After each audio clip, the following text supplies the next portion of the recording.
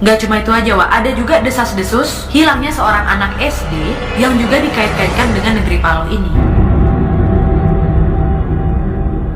Yang kedua, Kerajaan Gaib Paloh. Letak negeri Paloh ini berada di perbatasan antara Kalimantan Barat dengan Malaysia. Perbatasan tersebut berupa hutan lebat yang menyimpan sebuah tempat keramat yang konon katanya hanya bisa diakses oleh orang-orang tertentu saja. Paloh sendiri berasal dari sebuah nama kecamatan yang terletak di Kabupaten Sambas, Kalimantan Barat. Cerita mistis yang menguatkan keberadaan negeri Paloh ini terjadi pada tahun 70-an ketika pesawat TNI Angkatan Udara menghilang tiba-tiba, Wak. Pesawat ini hilang tiba-tiba ketika melewati negeri Paloh ini. Menurut penerawangan seorang paranormal mengatakan, para awak dan penumpang yang berada di pesawat tersebut tidak meninggal, tapi mereka diselamatkan oleh warga dari negeri Paloh dan mereka semua memutuskan untuk menetap di sana. Nah, semenjak kejadian hilangnya pesawat TNI AU ini, makhluk halus yang berada di negeri Paloh ini lebih sering menunjukkan diri. Yang tentu saja hal ini menggemparkan warga di sana. Tapi sebenarnya penampakan yang diberikan oleh negeri Paloh ini gak seram, Wak, malah takjub. Sama halnya seperti kota-kota misterius lainnya, di mana penduduk sekitar di situ sering melihat adanya sebuah kota yang sangat modern dengan bangunan-bangunan pencakar langit yang berada di tengah-tengah hutan belantara itu.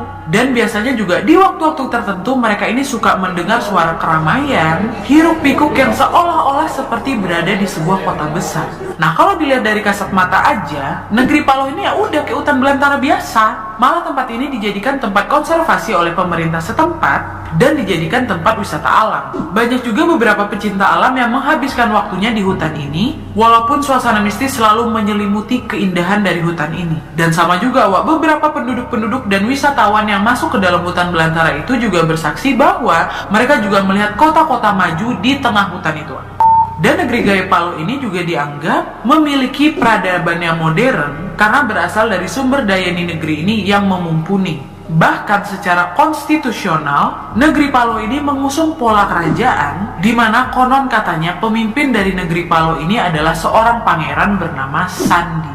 Nah, ini menurut kabar pun konon katanya para perawan juga banyak hilang karena dibawa masuk ke negeri Paloh ini untuk dikawini. Gak cuma itu aja, Wak, ada juga desas-desus hilangnya seorang anak SD yang juga dikait-kaitkan dengan negeri Paloh ini, di mana diduga kalau penghuni dari negeri Paloh ini menculik si anak. Mereka mengajak anak ini bermain hingga lupa waktu, dan beberapa anak-anak yang dibawa masuk ke negeri itu juga berhasil kabur atas kehendak si penghuni negeri Paloh ini. Tapi, Wak, banyak juga yang gak balik. Anak-anak yang kembali ini mengatakan bahwa selama mereka berada di sana, mereka hanya diajak bermain bersama anak-anak kecil dari negeri Paloh itu, dan mereka mengatakan bahwa orang-orang yang berada di negeri Paloh itu menyebut dirinya sebagai orang bunian.